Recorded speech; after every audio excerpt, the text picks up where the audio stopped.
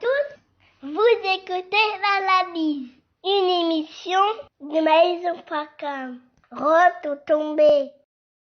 Bonjour à tous, ici Paris, je suis Kerwin Maïzo. Bonjour très chers auditeurs, le plaisir est nôtre d'être à votre compagnie en ce 15 avril 2019 pour votre émission L'Analyse. Au sommaire,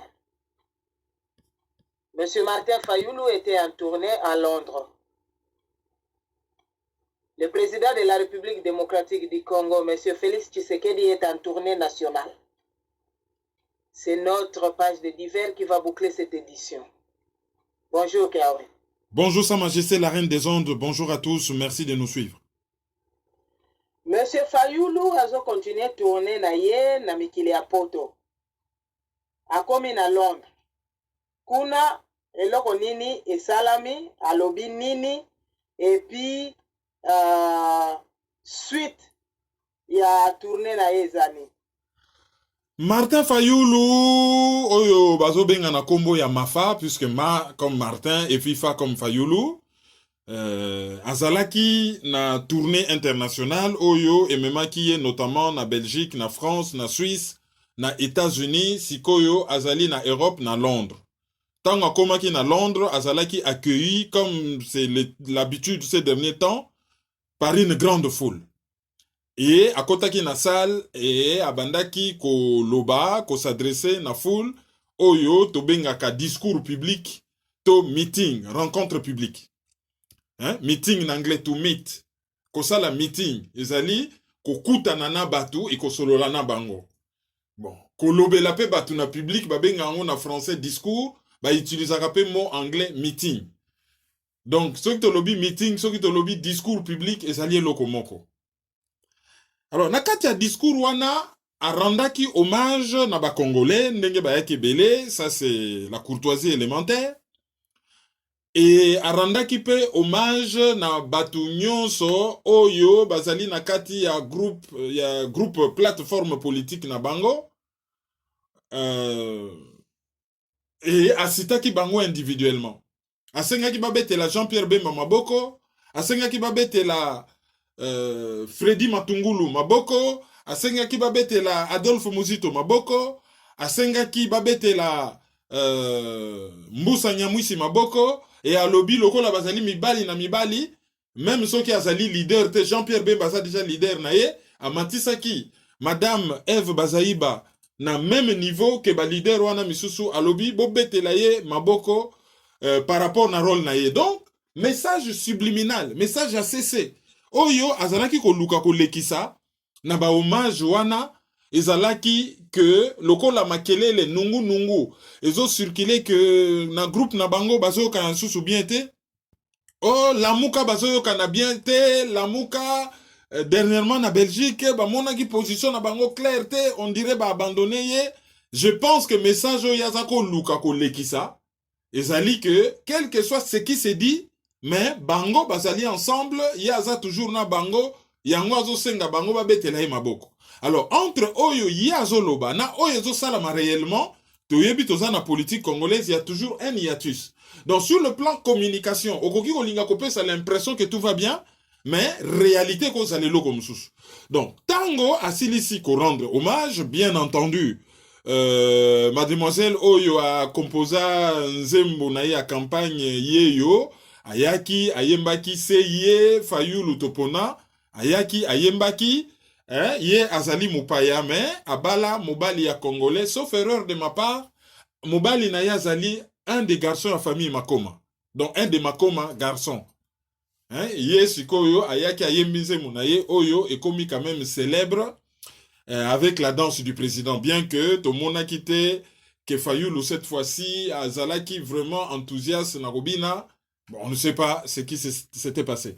Alors, tango asilisi message subliminal wana ya ko rendre hommage na batu nyonso oyo bazalaki wana. Ensuite na batu nyonso bazo composer lamuka aye koloba eloko ya mibale oyo tokoki ko retenir oyo ezali très important. Ezali que bakotika Kabila te a continué ko diriger mboka à travers Félix Tshisekedi. Donc ako zonga na mboka. Et après cet exemple, la cardinal Monsengo lobby, cardinal Monsengo tango alobaki makambo en faveur ya Lamuka par rapport na ba résultats électoraux en faveur ya Fayulu. Alobi na voix na ye ya sango alobi na kokende ti esika Fayulu akosuka. Et Fayulu abakisi alobi ngai na kokende ti esika peuple akosuka. Donc azako l'exalisu sous deuxième message que cette fois-ci bato yo bazo konzamboka na makasi bako se retrouver devant peuple. Donc sous-entendu que à koki kote le misa peuple. Na lobi bien sous-entendu et to réfléchir par déduction. Ya lobi en clairement mais à lobi de façon mais très déterminée à lobi na kozonga Kinshasa. Et à tuni bato lobi est-ce que Bokotika Kabila a continué comme mone la biso kaka ndenge azo mone la biso bato balobi te. Alors tango ya lobi que cardinal alobaki akosuka esiko Fayulu akosuka ya bakisa lobi ya kosuka esiko yo peuple akosuka message ezali sikoyo bokosila nana peuple. Oh ngana yebsaka bino na lobi peuple ezali population na élite, c'est-à-dire na kambi ya population, mbiaka ya population, mpaka ya population, yi makasi na kati ya population, batu oyo bazali na pouvoir, bazali na ngenge ya kokonza population.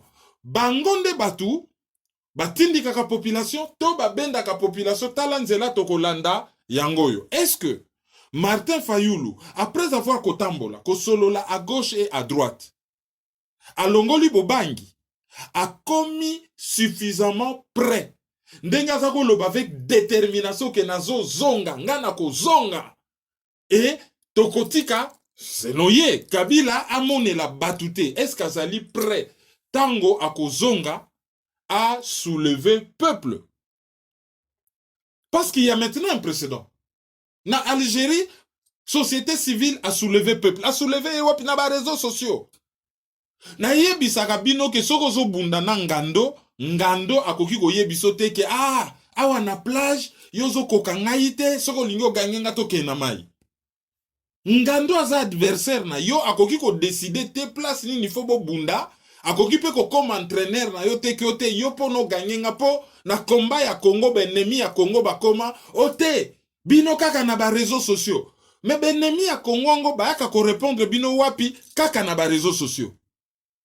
Mais ba réseaux sociaux partout ailleurs réseaux ça la miracle. Yo kanisi ke Soudan bazan internet boko extraordinaire même so ke zali mboka ya Mo Ibrahim. Muto yo a créé ka Celtel o change ba kombo kuna na Congo koma soki na kombo ni. Bazan internet extraordinaire.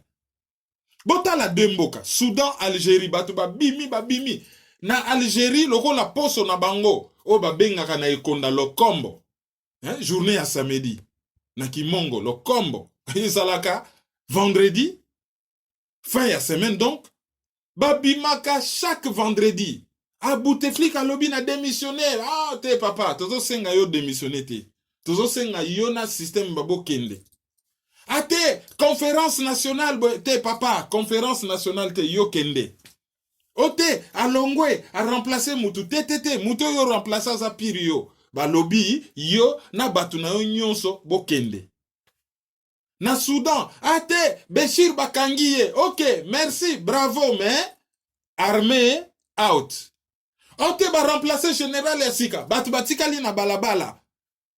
Général oyo ba remplacer ki, allez, out.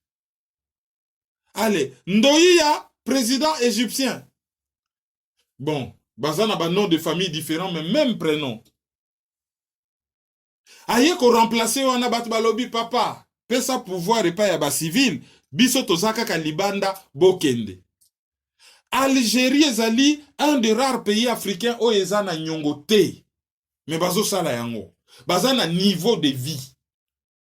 C'est un pays pétrolier et gazier mais bazo sala yango po balingi liberté. Soudan, banda bakata Soudan du Sud, ba perda 3/4 ya ba revenu pétrolier na bango, la moitié à budget de l'État na maye wo, ba chiffre ezali approximatif bolimbisa.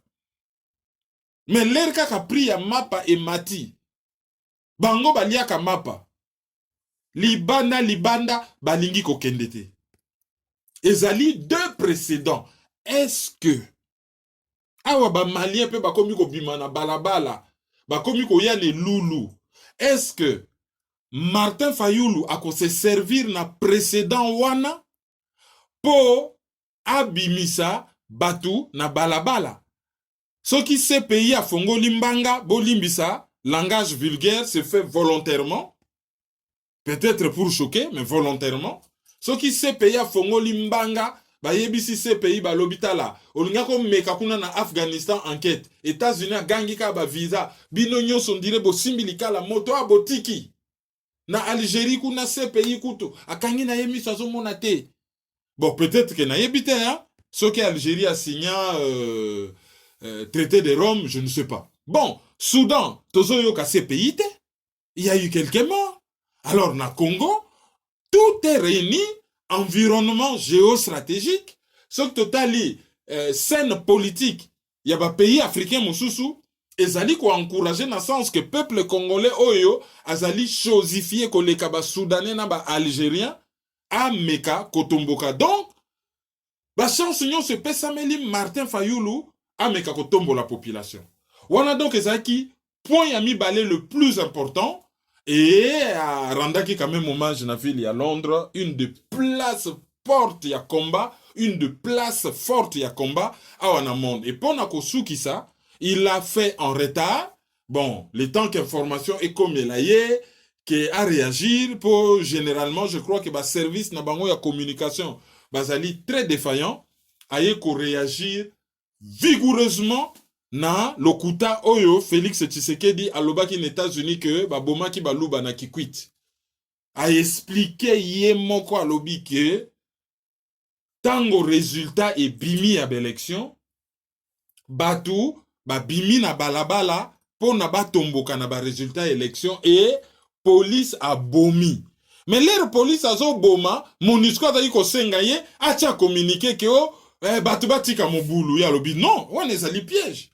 Batu so batomboki na ba résultat eza, so nga lobi batu batika mobulu on dirait yem tazo tinda bango. Abi ezali piège, bon luka solution na bino mususu.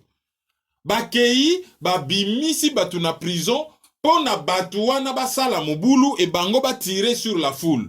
Ndenge ka basala ki na kini babuka, oui période mon na kini koma kaka ba prison, oh makala batu ba bimi, sori ya ne mwana nsemi, toye bakate. Na moni mutu azai ko tuna ngai, ne mwana nsemi, bo banga te ba courrier nyoso bokoma ki na analyse de kerouinmaizo@gmail.com. Tozo luka meilleure façon à répondre bino. Peut-être dans chaque émission ou peut-être week-end to ça émission spéciale do ba courrier na bino nyo seza kuna bozo mona silence bo monina nous réponse te to bosani bino te bo koma to ko répondre po mutatuna biso ne mwana semi. Non, nous ne savons pas ce qu'il est devenu. Mais ça rika makambuya bo bimisi matuna prison po na bosi e ba sala ki ngona kikwit. Aye ko expliquer ndenge ba kendaka kuna ba ke ko vérifier batu nyonso police abeta yi masasi ata Kassayen moko azalaki na kati te. Soto lobi Kassayen, entre autres baluba. Bazalaki na kati te. Bango moko kutu baye ko mona ye baye bisi balobi tala. Awa biso to votaki yo. Omoni le bat baso tambola kuna na balabala. Ba boutique nyonso zo mona wana ya biso. Soki bat bazaki contre biso. Nde banga batumba biso ba boutique. Batumbi biso ba boutique te donc toza na biso bien awa. To votaki yo. Moutou pas déranger biso te, toza chez biso et toza kimia. Et akenda ki même ko visiter batu oyo, ba kima ki ba événement ya kamwina sapu, l'air ba ye na kikwit ba héberger bango, ba garder bango, batona ba lobby, en tout cas ba yambi biso bien, tozali kimia awa. Alors, soki batu bazo luka, stratégie na bango po ba fande la kibokonzi. Ba ko créer conflit, guerre civile. Et guerre civile wane partir bandundu, contre Kasai Baloba nini Fayulu akatani l'élection akamati batabandundu azana kanda ya Félix Muta Kasai a gagné l'élection et que bata Kasai bazo soutenir ay guerre civile banda alobi ba tomber na piège wanate et a telemeli bango mais comme il se doit à rappeler histoire et si kato outi Congo eza famille na biso nous n'allons pas brûler notre propre famille à rappeler ba effort nyonso Mobutu asalaka Potos à la tata bo, moko, mama bo, moko, tout ça. a rappelé babiloko wana nyonso. Et l'air azoloba sur bato bazo montazo ba toujours batouana. Toyebi qu'il n'a pas le courage de dire ba occupant ba paya. 3 syllabes occupant. Na yebite sogeza kilo na munoko. Mozoyo kapenda batouana. Batouana. Donc azolobela ba occupant. Donc aiko redresser eloko tolobaka na analyse hein, que tozala vigilant. Ceux qui toza vigilante, bato bakwa kocha biso na confusion, bakwa kocha biso na conflit, biso bato to vivaka na biso en famille. Ele na lobi ke to vivaka en famille ngi kolobani na famille, boko za na mwana mususu aza mobulu, mususu aza timide, toko za la caractère moko te na famille. Oh membre la famille bo azaka mobulu, a mobulu mais aza mwana na biso ya famille, to lingake na famille na mobulu na ye wana. Et na lingina signaler bino so bongi bo za ba précision mususu. Sur ces dossiers de Kikwit et tribalisme, oyo bat bakomiko instrumentalisé pour pas même abiso na catastrophe, bolanda analyse ya les 10. Analyse wana, tout a été dit dedans, et curieusement, ngana mona kaka analyse moko normal simple, mais yango ne mutezu ba coup de fil koleka, et batutu, ba après ça qui quand même mingi, makambo tolobi na kati, ndenge to kasaki, un peu propagande ya lokuta o bani basala va faire croire qu'il y a un problème entre Bandundu et Kasai. Le problème n'est pas là. Le problème est ali un occupant Kabila afin de limbo Kanabiso avec la complicité de moi Namboka Félix Tshisekedi qui n'a pas gagné aux élections. Oyo azali receleur ya fraude électorale. C'est ça le vrai dossier. Les restes bah que nous voter dans l'élection régionale la muka non problème est la muka te problème est ali Kabila nda zawana et meilleure façon ko déboulonner ezalaki te akokende ko coopérer na ye ezalaki ya kondima makamundenge salami et mutu oyo azalaki élu amema ngambo ya kokumba mukumba po azali na légitimité populaire ya kobengana bango po mutu wana ayeba que tant que la population a payé légitimité, il fallait protester contre le résultat. Il y avait l'élection législative. Et ça là sur le plan national, et ça là sur le plan régional, pour même ceux qui ont qui failli le moutaganyaki. Ceux qui ont qui na parlement FCC, na gouvernement FCC, na ba parlement provincial FCC, na sénat, sur un parlement, donc sénat ils ont na katia, ils ont parlement. Pour na katia parlement, tout ça na deux chambres. Assemblée nationale, na Sénat. Donc là, dans le lobby parlement, entendez, Assemblée nationale, na Sénat. Même Fayou Alingaka Kokate. Donc, problème est là que il fallait Séni à publier bah, véritables résultats partout. Banana présidentielle, tina l'élection Moussou Yassé, comme ça, bato na ba monake, ba lingi bangote ba kende. Mais oye salami wana ezali ba conséquence ya kokende élection na mopaya. Souka na yango ezalaka kaka mi lelo na mi lelo. Voilà ce qu'on pouvait dire par rapport au discours il y a Martin Fayoulou. Et puis mise au point Moussou Eza par rapport il y a dossier il y a M. Martin Fayoulou awana analyse. Batwebele baza kokanisa que nous on parle de M. Fayoulou à cause de ses beaux yeux. Biso tozolo ba makambo Fayoulou parce qu'il azali victime ya fraude électorale ndenge tosalaki yango na Etienne Tshisekedi na 2011. Donc nous continuer kosala yango na 2019 pona M. Martin Fayoulou parce que ye azali victime ya fraude électorale. Et zali précision il fallait topé ça par rapport ya batu oyo batuna ki question wana. Et deuxième précision ezali que totia mokili mobimba na défi. Baye la biso mutu oyo na 2011. Asala quantité ya bémission ko leka biso en faveur ya Tshisekedi. Ça fait à peu près 5 mois que tozo zela mutaya na réponse te. Pour à l'époque tozalaka tribaliste te, tozalaka ba haineux te, tozalaka ba jaloux te, tozalaka ba frustré te, tozalaka ba fake newser te, Hein? À l'époque, on était, mais banamala, moi, nanzela, nanzela et santu. Tozalaki na nanzela et santu.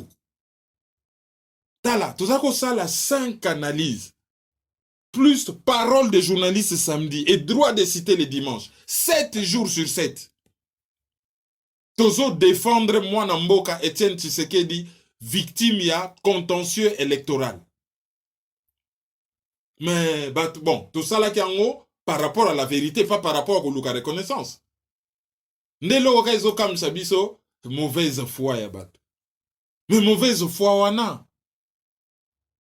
Toza kutukunati. Biso to continuer ko marteler vérité et la vérité circulera sans épargner personne. Et l'émission to sala quand même na honnêteté que ce que rere ko tu dois ko corriger. Na émission le 10 na msabi no boki no landa na loba ikutu na lobby que makambo yo bazo yelaka biso conflit tribal et banda déjà ba belge bazala ki ko instrumentaliser yango. Pona okabola mboka bakamati Muluba, Kalonji, asa la sécession à Sud Kasai, et na lobby Tchombe Mulubakat. Or Tchombe azalaka Mulubakat, ite Tchombe azalaka Lunda. Sikoyo, ba Lubakat ne bazalaka ba nationaliste, c'est-à-dire ba Laurent Désiré Kabila. Bango bazalaka ba nationaliste. Mais bazali ko viser ba groupe homogène. Batali Kasai, ezana Diamant, ezali groupe homogène. Ba Luba, ba bengi sécession kuna. Katanga, ezana ba minéré belé, et ça, un groupe homogène, c'est-à-dire Royaume Lunda, Royaume Luba, na Kasai, kuna Royaume Lunda, Empire Luba, pardon, et kuna Empire Lunda. Allez, bake ko vise pe kuna pona, basala, sécession de basala ki na ba calcul na bango, mais erreur kota ke zali que, Tchombe azalaka mu Lubakat te, ba Lubakat na nord, ba Laurent Désiré Kabila, ba Jason Sendwe, tout ça, bango bazalaka ba nationaliste. En tout cas, Sungani Sambo, merci mingi, pour la vigilance wana au monakere wana et au bengingai, et j'avais promis de le rectifier et cette erreur est rectifiée. Toleki sikoyo na tournée à président Félix Tshisekedi azosala na kati ya mboka. Après avoir tambola na libanda et en attendant akende na Turquie, pas au préparer voyage na Turquie, akendaki Lubumbashi. Et kuna na Lubumbashi bayambaki ye na foule munene kaka ndenge to lobby ya Fayulu plein à plein et to posaka toujours même question eza la Fayulu eza la Félix plein c'est bien beau mais impact ya plein wana pona kosi kolamboka ezali nini mais il y avait un plein batu bayaki et tango batu baye bon azo pesa mbote lokola azo koka ko s'affirmer na poste wana te bon. Un mouyambo akene ko embrasser ye aleli na misu na ye po ye mtabimisa ke na boloko. Tango yazo saluer wana oui, on peut faire moi familiarité, peut-être oui, tout le monde a mon conseiller a commis devant mutumoko. Ah, boni, ah bon, apesi mo mbote moko un peu spécifique. Mais bon, façon que ne ko embrasser ye, façon kyungu ba kene ko embrasser ye et ça la raté. Et aye ko kende. Alors et loko ni na liboso photo signalé par rapport na voyage. Et loko liboso ezali ka kendaki na Lubumbashi na avion ya présidence T. Batu nyonso ba yebi que Joseph alias Joseph Kabila accueilli na Cuba. Akutani na ancien président Raúl Castro. Déjà à une époque l'analyste oyebi saka bino ke tango ezala iko yinde la ye akimi saka biloko na ye na Cuba. Et ayebi ke ba cubain bazali opposé na ba américain. Message azo lancé ezali message ya à se ranger na camp moko oyo ya batu oyo bazali opposé na ba américain po bango ba koma iko chaye kaka bazali ko chaye ce n'est pas parce qu'ils adorent le peuple congolais kako bazali ko chaye ezali po ye a commis chiffon rouge peuple congolais a commis ngombe et ba américain bazo banga ba perdre Congo po présence na ye na mutu ya Congo ezo pesa kanda. Yangona ye, en tant que boudeur, frondeur, moi na boboko li a commis très têtu, bon, a commis ko solana ba chinois, a commis ko luka ko solana ba russe, a kenda ki pa ba kima. Alors, yazo ke na Cuba, dans un des avions présidentiels, donc dans un avion présidentiel, pour avion présidentiel, n'importe quel avion, oyo, ils allaient frapper dans le logo ya présidence. Yango na leba lobaka en États-Unis Air Force One. Ezali kaka comment ça s'appelle? Bon. Boeing 747 modifié on a te. N'importe quel avion, même petit portero ya marque Cessna, soki nini, soki président koti na kati et comme Air Force One. Oh, à koti na kati hélicoptère, Super Frelon, Puma, Kalkal, Sikorsky. Soki à koti na kati et comme Air Force One. Donc, d'un côté, Félix Tshisekedi azo kende na Lubumbashi na vol commercial, mais ndenge pe ba raconta ki vol commercial rien. A freta ki avion ya Congo Airways. C'est-à-dire il y a une délégation na yebe ba koti ba tutu ba kiti ba koti bon ba ken avion. Ezali te o simplicité, ya futi ticket na ye, ba futeli batu na ye ba ticket ba koti. Non, et le reste wana c'est de la com. Ake comme on a pilote, comme il y avait un homme et une femme, bon, tu que na Congo dia tozaka na ba femme pilote. Na Congo tozaka na ba femme pilote, et ezali métier moko noble, métier à lokumu. Et ngaku na salaka fier que na famille na bisope, parmi ba maizo moko pa tombola ba biloko wana, akumbaka kumbakango. Donc c'est un métier noble, et zaka na fierté moko bolé to moni madame Lobo na ba commande, hein, c'était bien. Bon, président ça la ba photo na ba hôtesse, directeur à cabinet pe ba photo na ba hôtesse. Il fallait ba yebi ça peut directeur à cabinet na ye que il n'est pas le vice-président, hein? Oyo ba bénéficier na fraude électorale, mais azali un administratif. Il faut azonga sima. Et ça te que président nommé asali ba photo et yé pas que sala ba photo. Donc eloko liboso c'est cette affaire d'avion présidentiel. Eloko mi ba letanga komi kuna résidence présidentielle les a alala ki kunate akeko lala je crois na villa soki ya DG ya PDG ou ya DG ya comment ça s'appelle DGM je crois si je ne me trompe. Mais c'était une villa oyo ezali ndaku ya présidenté. Et là on nini lekaki to yebite parce qu'il y a une maison pour lui. Est-ce que Tatoyo Mususu l'homme venu d'ailleurs abotoli ba fongola ya ndaku te tout est possible dans ces Congo là. Oyo ka buba botola epe fongola. Olala kunati. Ale yepe andimi na ye. Wana do eloko liboso salaki fallait to signaler par rapport na voyage. Eloko mi balé fallait to signaler. Embrassade na ye na Kyungu wa Kumwanza. Biso so to sala banalise, tozo dénoncer mabe. Nous on n'insulte jamais, hein? On est bien éduqués. Tozo dénoncer mabe. Tozo décrypter actualité. Tozo expliquer, to répondre à la question pourquoi et comment ça dit, to sali décryptage, to commenter, to dénoncer, mais to finga kate. Mais Kyungu waku to koma bandoki. Na ba mamatanga misusu awa, oh, yango garçon na mutako bomela biso ya zate. Yango garçon na vraiment mutako zata ba image na yete azo sala soki ninyo yo bo publier yango. Mais Kyungu waku mwanza oya sala génocide contre Baluba, lui il est embrassé. Alors on va nous parler de réconciliation. En matière de génocide, il n'y a réconciliation qu'après justice. Justice et les canons notés dans cette affaire. Ah, Allemagne et France, bah yokana, oui, il y a eu justice. Mais Nuremberg, et na Nuremberg. France, ayokana na Allemagne, nazi, to ayokana ki na Allemagne, oyo et dénonça nazisme. Et qu'est-ce qui s'est passé? L'Allemagne a réparé. Il y a eu justice, amendement, réparation, libosona nou, ba sambisi batu. Après, ba reconnaître batu coupable. Batu bandimi mabe na bango.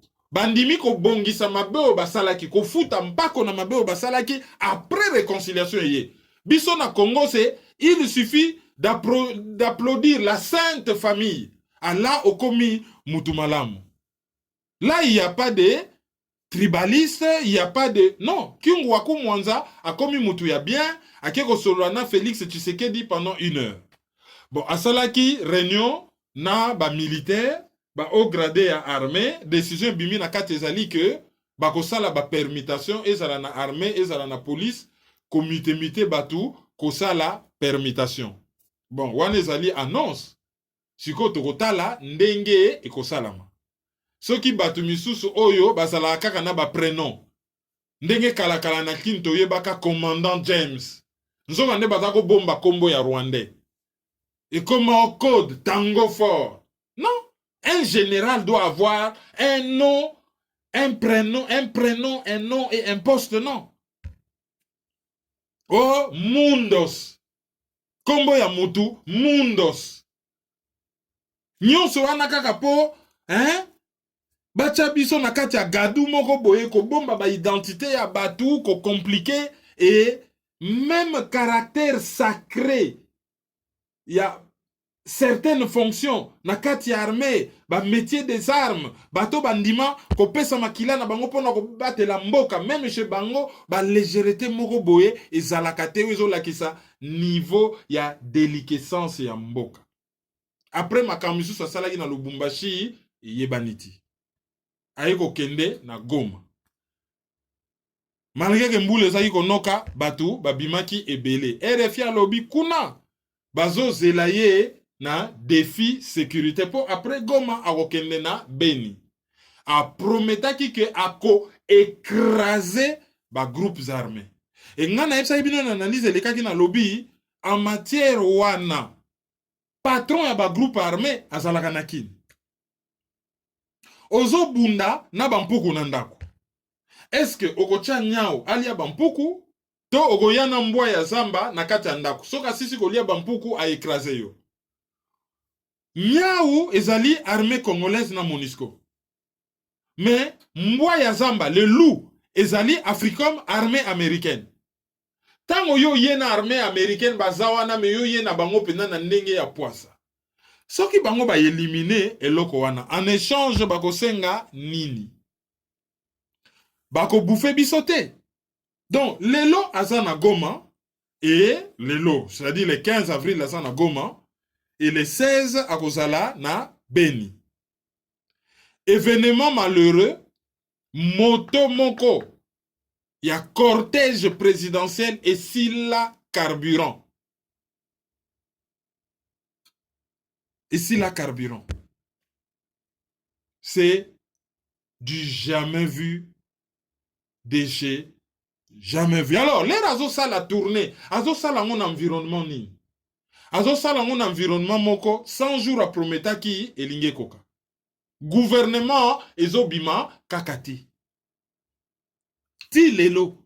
Constitution pesa bango délai. Alias Joseph Kabila bimi na ngwende ya bokonzi, soi-disant, atiki poste ma garder pouvoir, atikala jamais ko publier patrimoine na ye. Loi, constitution lobi mukoloko kota. Olakisi, tala, bomengo nanga yangoyo. Nana mbongo tan na compte, nazana mwa motuka, nazana mwa ndako.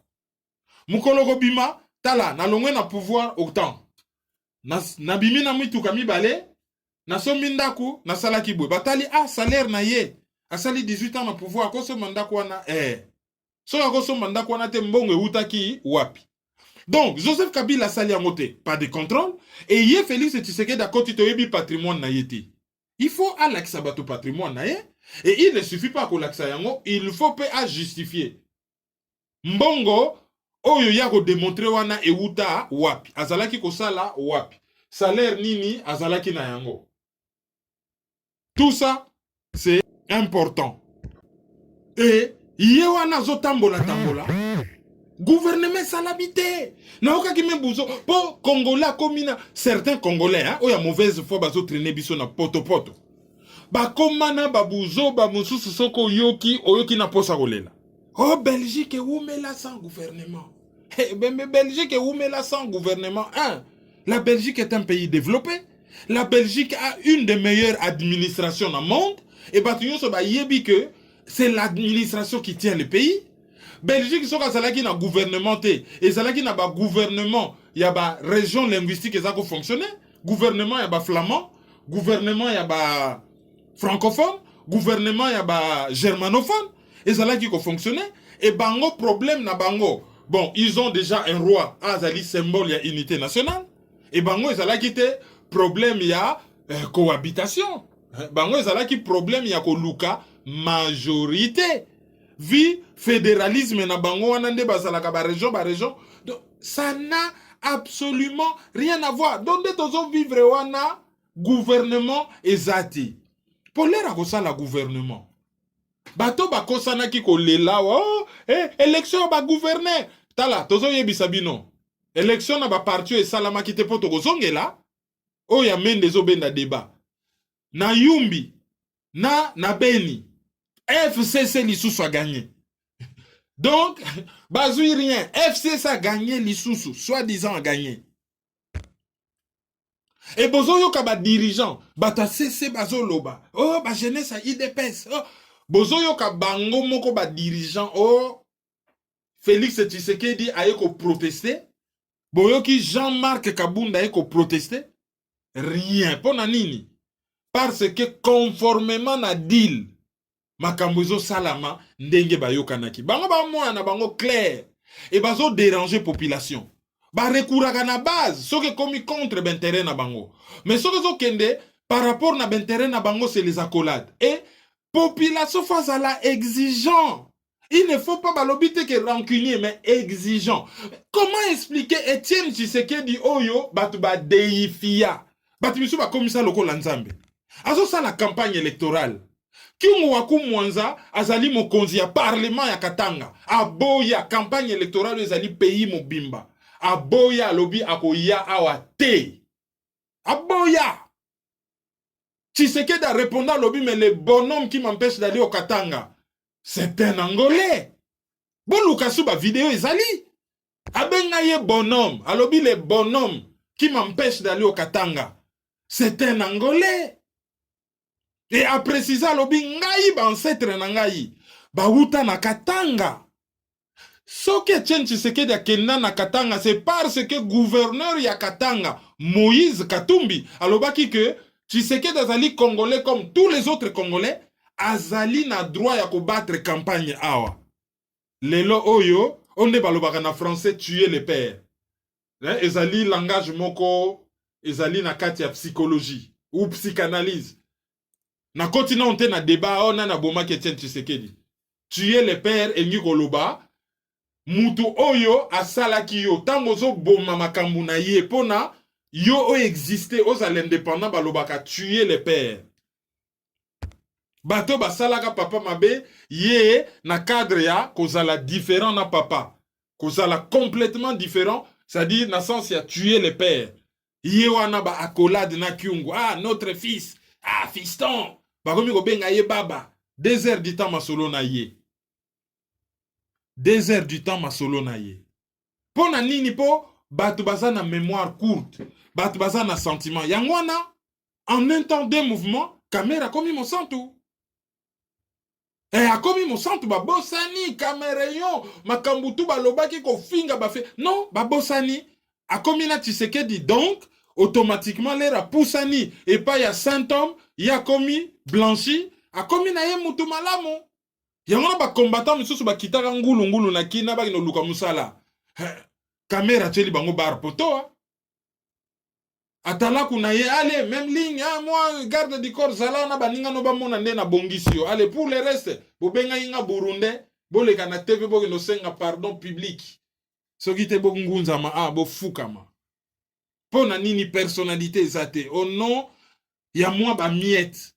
Bat bazo sala textuel oyo bazalaki ko reprocher ba dirigeant. Donc enfin bref, tourner na yezali ko se poursuivre, to monaki na miba ba équipement yé, bat ba kosi o ezana cadre à programme à 100 jours. Bon, ngoy kasanja a précisé à lobi non.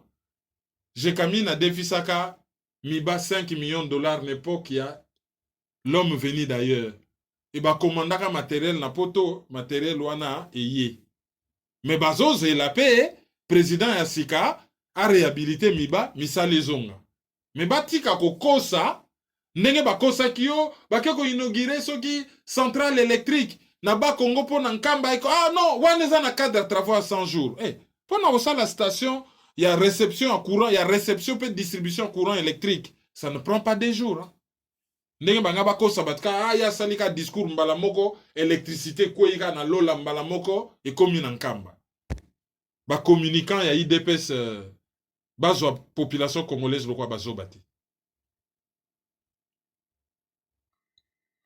toujours dans le cadre de tournée à Félix Tshisekedi à Zosala, tozali komituna ndenge azwi échec wana na élection ya bagouverneur. Est-ce qu'il y a tout côté wana kuna te ya est mpona meka peut-être qu'on négocier na bavoisin ndenge nini bakobimisa gouvernement? Ben, ce n'est pas exclu, hein, parce que Bilo News a décidé à partir de Rwanda. Negazo traîner dans l'Est wana, bon. On ne sait jamais, parce que situation Oyo Mbokezali sans gouvernement est commis intenable. Et à Yebi Ango, que ce qui gouvernement bimi, et ko yinde la yena base na ye, pour les baké qu'on négocie ba poste à ba gouverneur. Mais bateau na musu loko baza bango en position de force, ba négocier, ba boyi na bango, ba bito na majorité na biso, to ko négocier te. Pour baza ne loko ko proposer te. Tout ce que va trouver à ça les akutu ya ko humilier bango. Ba humilier bango ale ya kana mpunda, filmer, to ko balancer na ba réseaux sociaux. Tout ce qu'ils ont trouvé à faire. Le reste c'est ali bango te. Donc il n'est pas exclu, c'est une hypothèse à prendre très au sérieux, que azo négocier sortir à gouvernement pour ce qui gouvernement bimi. Wana c'est la boucle qui est refermée. Hein. Kabila a renouvelé. Mutoto benga Kabila a renouvelé l'institution nyonso. Aza na possibilité sikoyo ya kozwa n'importe quel dossier, par exemple dossier na ya faux diplôme et puis ba réunir congrès ba bengani. Hein. Pour yepona à dissoudre le parlement, il faut la une année. Et une année, on peut akoki ko sala ngote à sa convenance. Na une année, il faut la véritable raison. Il faut en motiver décision na ya ko dissoudre le parlement. Donc, azo gagner temps, mais na ngambo pe ba yebi ki azo gagner temps. À un moment venu, ba koya bisaye que bon, trop c'est trop, tout de suite on peut ça que liste à premier ministre. Pouvoir discrétionnaire na yoza na ba limite, publier en soko publier en te, ba ko considérer en comme violation de la constitution, haute trahison donc violation intentionnelle de la constitution et de la part du président Babenga Kayango haute trahison donc bachaye libanda. Donc ce gouvernement bimi en réalité zali des pièges za ko se refermer. En même temps que population ba ko mona penza ba o bazaki susu na mwa be kai na misu ba ko mona penza que ba bendi kaka yaka kokota na FCC bango mo bazo benga yango majorité absorbante ba absorber onenge coton melaka mai allez yaka ko fanda wa et c'est bon. Alors sikoyo ye moka koyeba ou ndenge ba yokanaki balobi bon tala yaka awa yaka no kolia batu na yo wana bosana bango ça sert à rien yo mo d'ailleurs benga bango ba bado donc ba sala kuna yaka okomi président ozana bambongo na yo mokolo toko longola yo kokoma sénateur à vie ongina no bwakisa bango bacha bomake yaka na yo peut-être aye na ye penda wana zolia na ye calme ndenge bayoka na gipo ya moni na ye clair abeni bakabunda côté bakabunda ba moni clair ba cadre nyonso ya IDPS ba moni clair bata parlement debout ba kufa ba discuta et batikali polele lelo kutu toyoki responsable la jeunesse à IDPS azo benga manifestation pour na ko aider président à déboulonner Batouana. C'est-à-dire mutaza na pouvoir na opposition à la fois. Yango to yo kakape na Afrique 24 représentant IDPS na France. Comme on a je crois Alexandre qui est dit professeur d'université. Batuni bango boza wapi à répondre na ye calmement lobby toza na pouvoir na opposition à la fois. Bon, baza déjà na pyramide renversée. Et bah comme il peut maloyo na pouvoir na opposition à la fois. T'as là bas théoricien à droit. Il faut beau créer droit moko constitutionnel spécial ya IDPS. Na ba notion na bango ya droit ba bimisaka. Bon bah ça na pouvoir na opposition. Et bah ça na pouvoir selon bango mais balingi ba manifester contre quel pouvoir. Ole bandi make non. To ça ba partenaire na bango to komi mutu moko na ba occupant na ba bomi ya Congo. To komi mutu moko et si ko véritable société civile a teleme la bango ou Martin Fayulu aya ko teleme la bango et combat wana résistance atala yo azotala combat na tribune il faut mouiller pe chemise et ça ate biso ba résistant bon na tribune bazotala combat non résistance il faut ba mouiller chemise et ya kolakisa que ni l'un ni l'autre résistance cohérent troisième larron allez bino nyonso libanda yangoyo. Donc hypothèse on est un gouvernement ce n'est pas exclu. Alors ce qui te lobby to récapituler makambo ezoleka na Congo oyo to koma ko résumer par vocabulaire ya médiocrité tala to kiti to kutani na fosse sceptique et to yebite côté ni tozokita et je me demande même eloko nini fait ça la malisusu na Congo pour ne choquer bat botala na nobino moko basali élection moko mascarade et to se retrouver comme d'habitude na parlement moko godio solennité moi le kumu o ezaka na parlement ezali susute et bato yo il fallait que ba kende oyo bazalaki déjà humilié oyo bakomaki ko raser déjà ba mur oyo bakomaki ko se poser ba question sur sort na bango bato wana ba reprendre du poil de la bête bango wana basa na parlement bakomi ko se comporter avec arrogance lobby bazo sa la mascarade na bango na parlement na ba député na bango asika ba ko rejoindre bango ya FTC président ya parlement président provisoire alingi apesi parole et pas ya un de ya ba secrétaire na ye atanga communiquer mais batu ya FCC baboyi ba telemi bake ko chaye misapi bazo lakisa ye misapi allez bazui micro ba pliango allez ba plier micro pourquoi parce que bango balingi ba imposer ordre du jour ya bango et ba député ya lamuka minoritaire bango pe kaka na kati ya jewana basali nini ba se retrouver koswana koyumoko général oyo et dégénéraki et ba source misusu même ezoloba que c'était presque une bagarre ba ailleurs ba bundaka parce que bazo défendre ba cause nasi na mona na Japon mukolo yo par rapport na ba loi ya OMC ba imposaki Japon a importer l'osso ba député japonais ba samouraï oyo penda soko zui nato ezaka na suki na ye nat na lingala tolobaka nwani oyo ezaka na suki na ye soka zo bunda principe ezali parti wane tout amabele te be muta simba ngote ezani to simbi honneur na ye ba raza mitu bakata ba natwana balobi biso na Japon to bunda pona ko atteindre autosuffisance alimentaire to atteindre yango ba ko humilier peuple japonais qui a importé l'osso. Voilà, les gens se battent pour des causes nobles. Mais oya biso ezali kaka na kati ya désordre ya médiocrité. Donc, to se retrouver na parlement moko godio, ba député Bwana, boîte de résonance ya l'homme venu d'ailleurs, Basawana, et to se retrouver na un président nommé, c'est la totale quoi. Mbala liboso na monde ba mona moto, ya cortège, et si li carburant, ya boyokoyo kao ba pesa ki ye carburant, mpia kapa paye, azu mwa tuyo, atekeli pe ba Kadhafi, allez, en plein cortège, carburant et sili. Wana pe kaka normal. To mona na biso désordre moko na Washington, mais désordre total et absolu, wana normal. Batu ba bunda na parlement, wana normal. Ba violer loi électorale, wana normal. Tout le monde a ba prof d'université, ba foukamela, l'homme venu d'ailleurs à yakana ba bot, wanape normal. Si koku tuteyo koyoka bat bazo uta Kinshasa ba lobby, kuna penza, immoralité komi, mutumon kuta pesa ki ba statistique to yebi kezali scientifique ta lobby.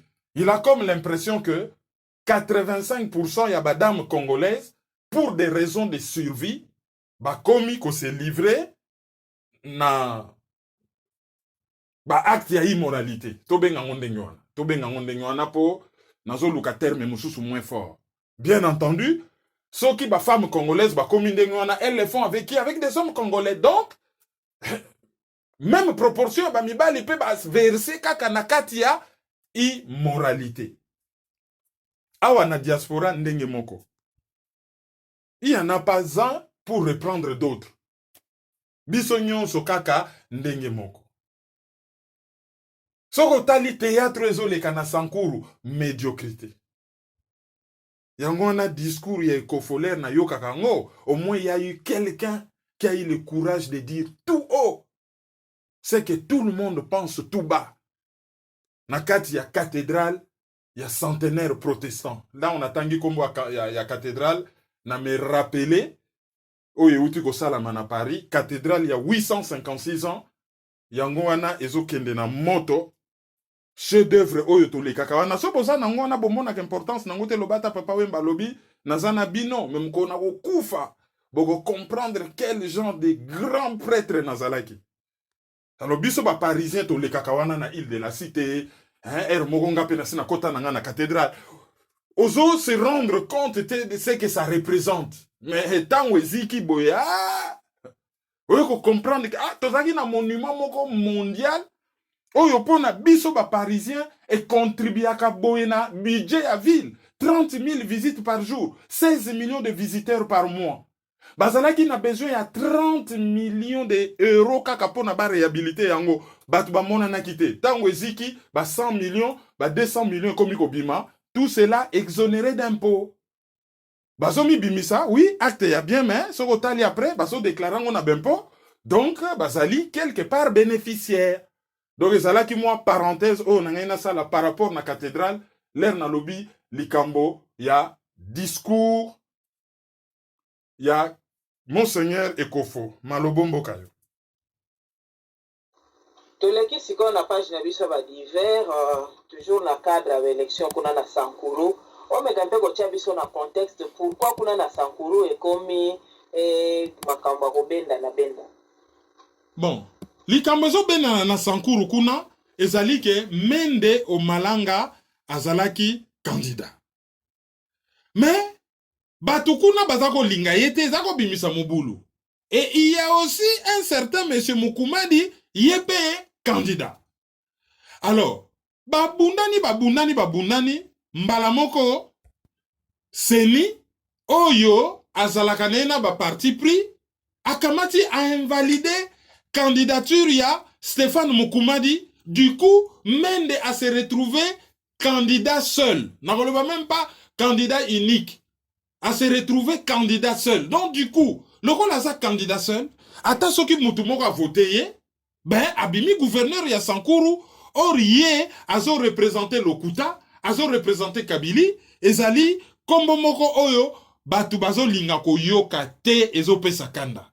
Donc, mbala moko Stéphane Mukumadi akeko kotisa recours loko la Sénat invalida kiye yake na conseil d'état o ezali na un des tribunaux ya l'état alobi mengai en tout cas akeko funda seni alobi ngai seni ba invalider candidature na ngai et conseil d'état a s'estimé compétent à bouki décision à seni a bouki décision alobi non Mukumadi yo il faut se représenter.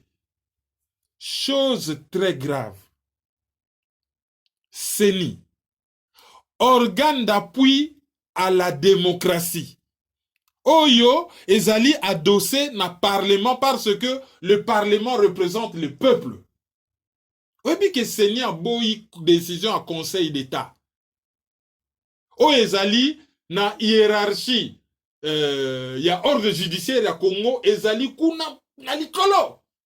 Seigneur boyi na ye penda décision en conseil d'état boyi na ye. Alingi a organisé l'élection na Mende ya Pamba.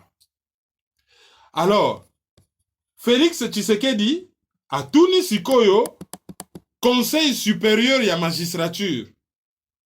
Ayebisi bango alobi bon. Likambo wana bomoni boni. Et conseil d'état a suspendre, pardon, conseil supérieur ya magistrature à suspendre ba arrêt oyo conseil d'état azwaki oyo azalaki kolobake donc conseil supérieur à magistrature a joué décision ya conseil d'état décision conseil d'état ezalaki nini ezalaki que décision seni azwaki ya kotia Stéphane Mukumadi à côté a suspendaki décision wana. Obi que conseil supérieur à magistrature aye kozongisa yango. Alobi non, il faudrait décision wana bachangona no mupanzi donc élection sala mandenge zo sala maona kana mende ya pamba. Heureusement que professeur Vundwawe aye kotelemela bango. Alobi conseil supérieur à magistrature. Ezali nango organe moko ya gestion administrative, budgétaire, na disciplinaire ya pouvoir judiciaire. Yango ezali constitution apesa yete pouvoir ya mais eza la constitution eza la loi misusu. Ba pesa conseil supérieur à magistrature te mission ya ko remplacer ba cours et tribunaux pour ba comme ko rendre justice. Non. Eza rôle na bango te. Baza na pouvoir wana te. Ya ko interpréter, ya ko critiquer, to ya ko longola une décision oyo organe moko à justice a joué. Conseil supérieur à magistrature rôle na yezani. Bakoki ko se réunir, balobi a mikolo yo par exemple, to moni magistrature zo fonctionner bien te. To ke neko senga, to tuna ministre de la justice, pourquoi na ba bureau na biso tozo sanga barama papier? Pourquoi tozali na ba mitukate? Pourquoi babilamo ba magistrat balata kaso bazo sambisa? Pourquoi ils ont malamuté? Pourquoi par exemple magistrat la kufaki l'état kunda qui était comme il se doit? Ba geraka mo makambo ya ndengo na mo ba dossier administratif, mkesi na bango. Bango bazali te un organe judiciaire que bakati likambo kuna le conseil supérieur à magistrature que oza décision. Donc décision oyo conseil d'état azwaki ya ko réhabiliter Mukumadi, il faudrait que seni atosa yango.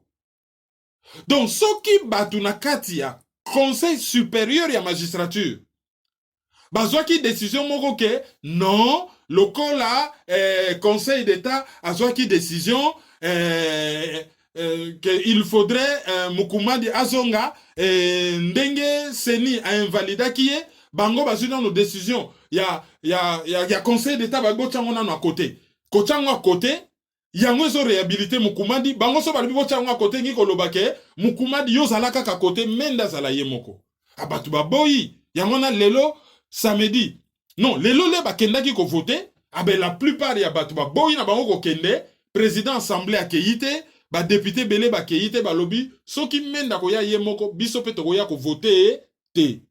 Donc ndenge tozo enregistrer analyse boye dossier et soukeli wana. Côté justice, bazo bundana conseil d'état lobby boy.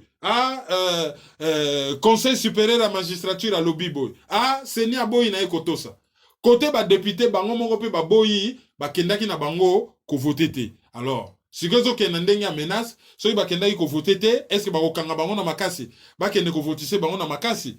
To yebite. Est-ce que population akondima élection ya mende? To yebite. Mais boye ba kena kalemi kuna na Tanganyika, élection ya Zoé Kabila ndima makite, population a tombo kaki makasi asalaki ba manifestation et eloko wana ezo risque ko se passer na Kasai. Motune eza boye toujours na cadre ya dossier oyo ya élection ya ba gouverneur. Il devait se expliquer ndenge nini ke bango bazui mutu a pays parce que na Congo leba ban élection na se e matati likolo na Congo babandaka likolo et kiti ti na se boye lokola bimi na présidence c'est que pays mobimba balingi ye ba voter mais ndenge nini balingi kaka ye mais balingi parti na yete.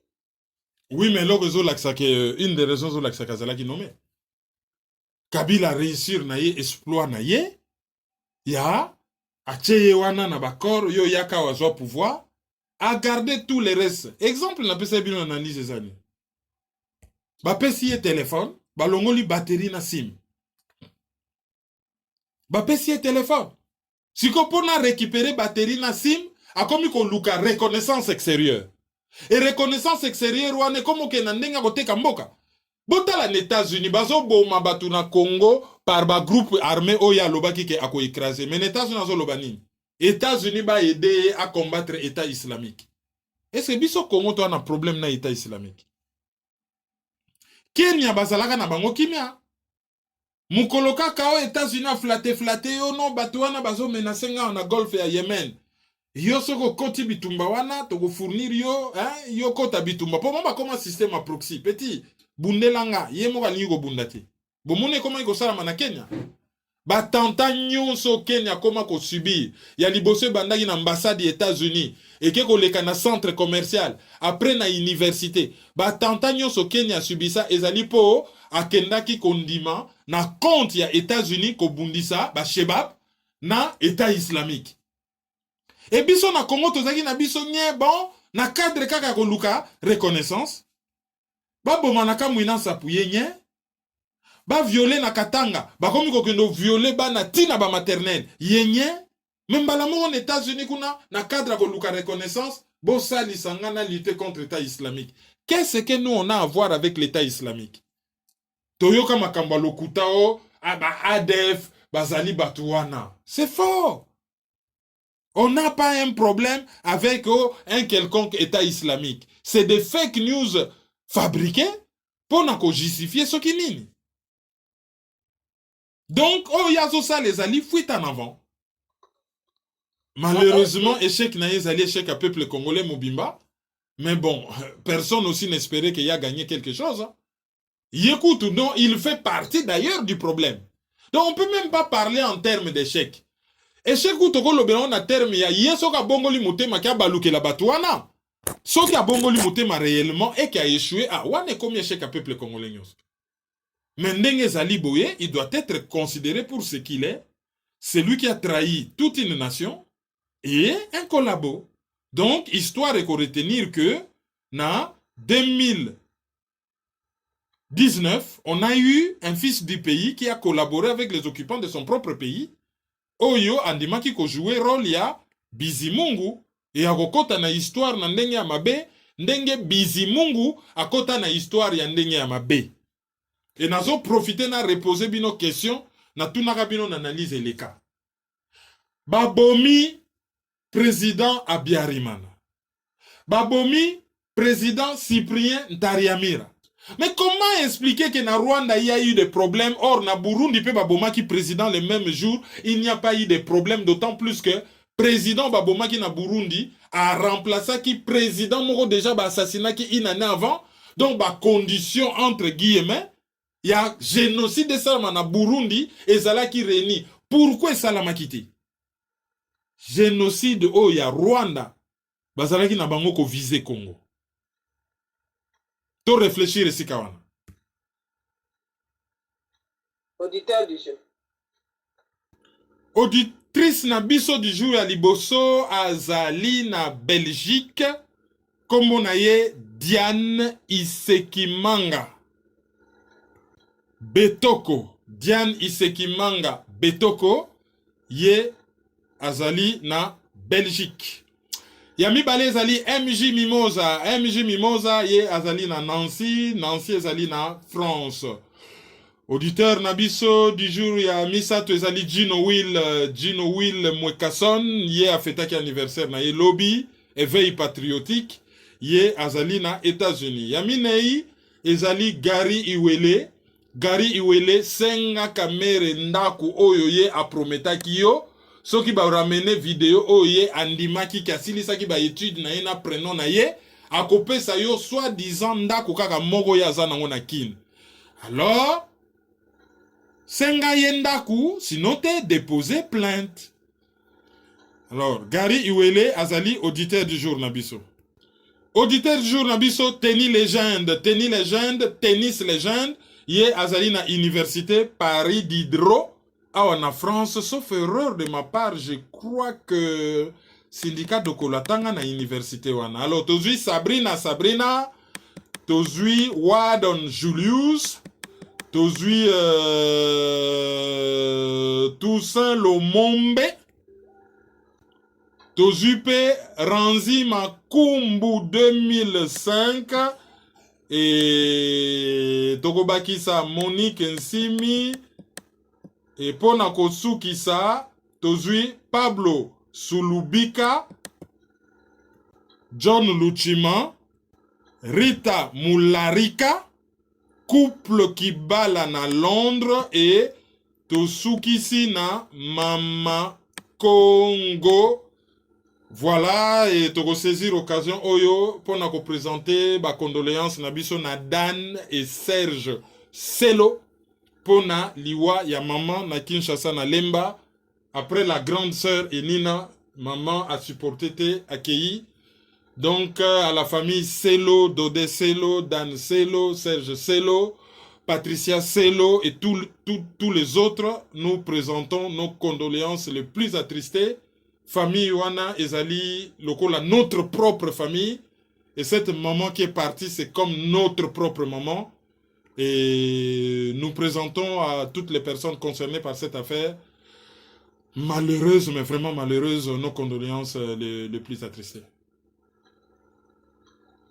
Na maloba na ndeto clôturer analyse ya mokolo ya lelo. Merci mingi ndenge bolandi biso tokutana mikolo koya.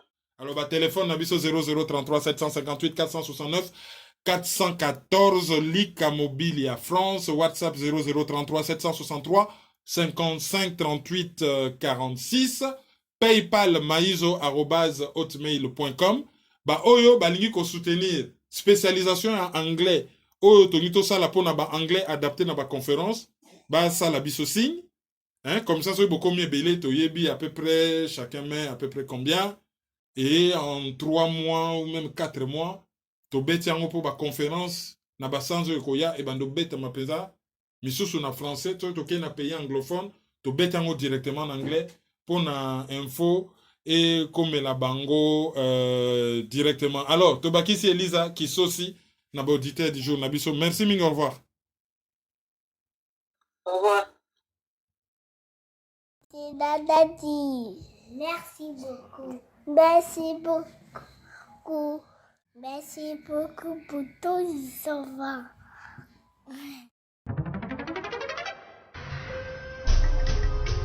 Yo, petit à petit, Kerwin implique Banakin. Tout à ici, tout à par là, tout à autant. Tous les mille qu'on fout là.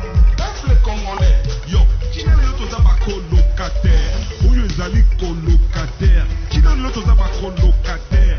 Où les alliés colocataires? Qui n'a le loto comme colocataire? Où les alliés colocataires? Qui n'a le taux à colocataire? Où les alliés colocataires? Donc c'est soutenir. Il faut lutter pour une nouvelle société. Mais pour la lutter, il faut que la arme et la vérité. Il y a justice. Tontika le puta. Tontika l'hypocrisie.